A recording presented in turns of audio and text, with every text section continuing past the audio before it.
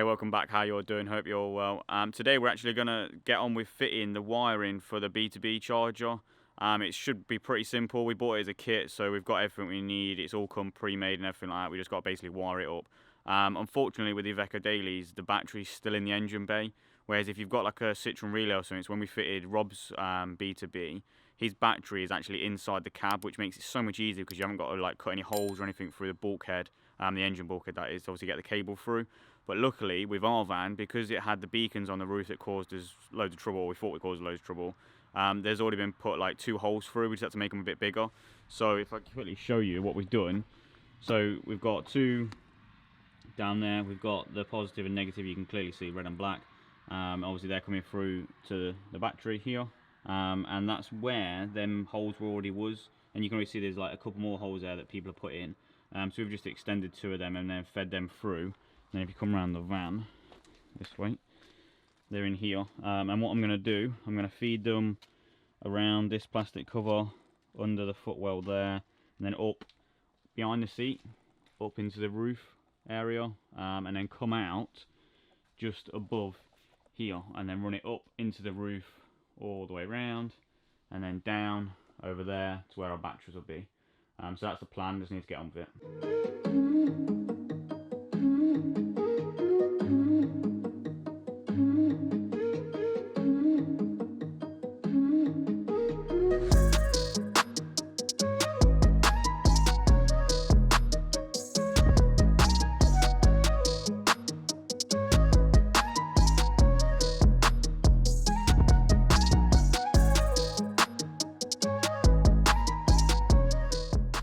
Right, so good news is that's that fitted, kind of fitted, I suppose half fitted I'll say. Let me quickly run down how I did it, because it was a bit more finicky than I thought it was going to be. So the plan was to run the cable in, like I said, under here, but I couldn't because there wasn't any room. So what I've had to do instead, same as what I was going to do, run it under this, but instead it comes down here, goes under this like carpet bit, and then round like that. There's a little groove there, you see, so it runs around there and then goes under. Let me get a torch because it's going to be pitch black under there. It goes under there and you can see where I ripped the matting in that corner, over there in that corner. And it comes out of there, round the back. You can't see it because it's all nicely tucked away. And then comes up here. Let me actually set this up properly. So it comes down under that and then comes under this like coving, which is for your seatbelt. So it runs up this side here and then all the way up through that coving and then comes out right at the top there. And then literally all I've got to do, if I climb in without falling over, all I've got to do is run it up underneath here and then run it along and then down there.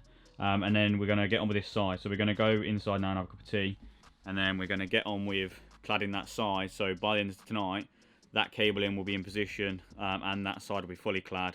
And then tomorrow we just got to come out, make the box, paint, and then we can actually start really installing all the electrics and get the diesel heater in here and stuff like that, and it's going to be awesome.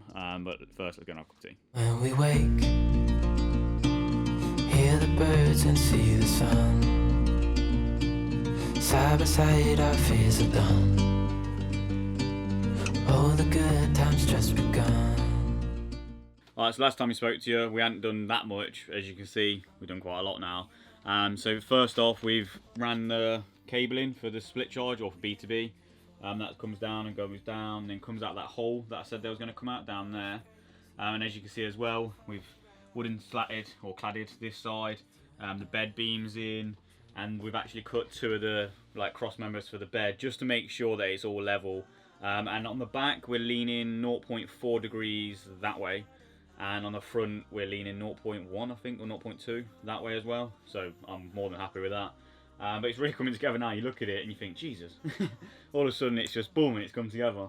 But we need to carry on cladding this side, and we're not going to stop tonight until this is like all cladded up and tidied up.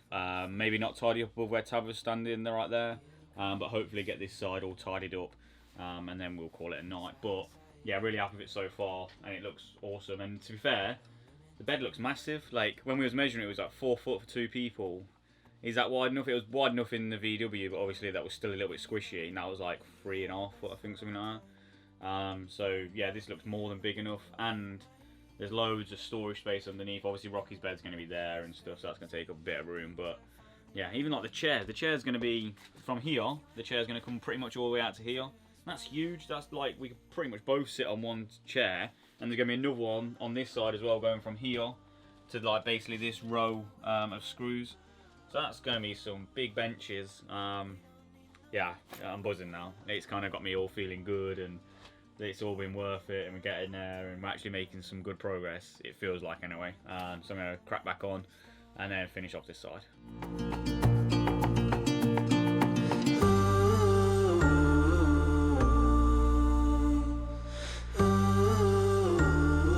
And just like that, it's done. But it's not done. And it's annoying, really annoying. Basically, as you can see over here, if you come over to it zooms in on it, you can see this doesn't quite match. And it's a lot worse than the other side that doesn't quite match. And before anyone says about putting a slat in the middle, come over here, this bit, look, that's the middle, and that's pretty much in the middle. Yes, it's maybe, I don't know, what, 5, not even 5 mil, 3 mil maybe off. But that is in the middle, and that's the centre slat. We've counted them out, so it is still centralised. We've still got a slat that goes down right down the middle of the van. It's basically to do with the fact that on this side, the inside, like the beams, flow round, and on this side they don't. This side has like a weird, because the door, it has like a weird square box, so it doesn't flow round. It kind of comes up to the box here, and then comes out the top of the box here. So we've had to like bend it and make our own sort of curve for it. And it just is pushed it out, and it's not made it quite right. So yeah, that's annoying. Another annoying thing is if you turn around, if you look over here, we've still got a gap here that we've got to like put something over or something like that to cover it up, because obviously the measurements just won't add up to cover that gap as well, which is really annoying. So that's tomorrow's job now, because it's like 10 o'clock at night, I'm going to call it, because we've done a lot today. Like everything else is pretty much done. We got right to the top and was like, yes. Oh no. So that's, yeah, annoying. But we are going to end the video here, and we'll come back out tomorrow and try and sort this out. So thanks for watching. Don't forget to like and subscribe, and we'll see you tomorrow.